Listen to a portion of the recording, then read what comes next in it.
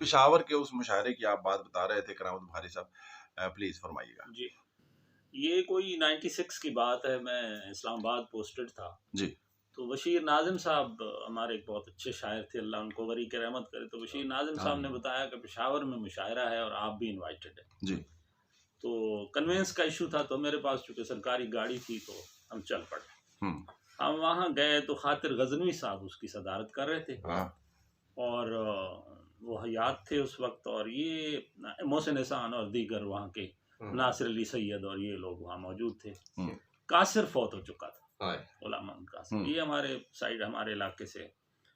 تو میرے بڑے پرانے تعلقات تھے پشاور کے ان لوگوں کے ساتھ، تو ہم لوگ وہاں چلے گئے، انہوں نے مشاعرہ شروع کیا. بہت اچھی جگہ تھی، بہت اچھی محفل تھی، آڈینس بھی بہت تھی، لیکن مشاعرہ جم نہ سکا. اور آخر میں اب ہم 2 آدمی 3 رہ گئے. مجھے انہوں نے مہمان بنایا ہوا تھا، ناظم صاحب تھے، محسن احسان تھے اور خاطر غزنوی صاحب. تو اتنی دیر میں مشاعرے میں فراز صاحب کہیں پشاور آئے تو فراز صاحب چلتے ہوئے مشاعرے کے اندر آ گئے. انوائٹڈ نہیں تھے لیکن پشاور کا مشاعرہ تھا. پھر وہ خاطر صاحب ان کے استاد گرامی بھی تھے، تو وہ وہاں آئے اور آ کے آگے صوفوں میں بیٹھ گئے. تو جب وہ صوفے میں بیٹھے تو سب لوگوں نے اور انہوں نے مشاعرے کے منتظمین نے کہا کہ آپ اسٹیج پہ تشریف لائیں. تو انہوں نے کہا نہیں میں چونکہ دیر ہو گئی ہے، میں دیر سے آیا ہوں، تو میں یہاں ٹھیک ہوں. اب مشاعرہ بالکل ڈٹ جا رہا ہے، خاموش جا رہا ہے. اس میں نے پڑھ لیا، ناظم صاحب نے بھی پڑھ لیا، اور اب 2 آدمی رہ گئے، محسن احسان اور صاحب صدر. تو محسن احسان نے صاحب صدر سے کہا کہ فراز کو مجبور کیجئے کہ وہ آئے اور کچھ شعر سنائے. تو صاحب صدر نے کہا کہ فراز یہ نہیں ہو سکتا کہ تو اب مشاعرے میں آئے اور تو کوئی چیزیں نہ سنائے. ٹھیک ہے شاید پشاور آپ کا شہر ہے، لیکن اور یہ بھی ہے کہ آپ اس میں انوائٹڈ نہیں ہیں، لیکن میں کہہ رہا ہوں. تو انہوں نے کہا نہیں میں جناب والا میں حاضر ہو جاتا ہوں.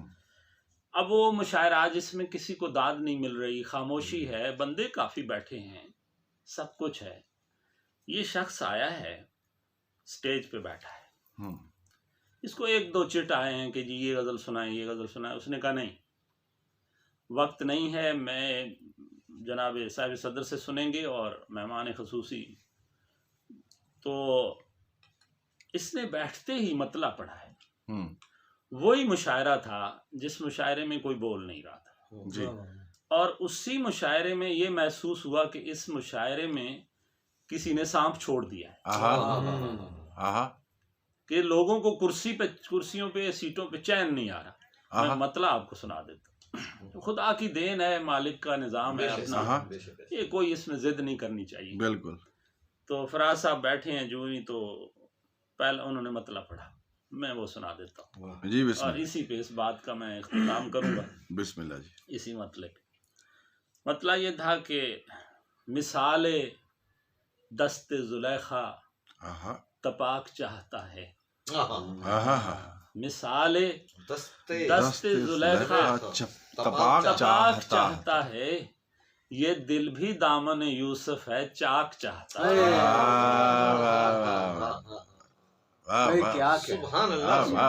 یہ دل بھی دامن یوسف ہے چاک. بہت شکریہ سر، بہت شکریہ، بہت شکریہ، بہت شکریہ.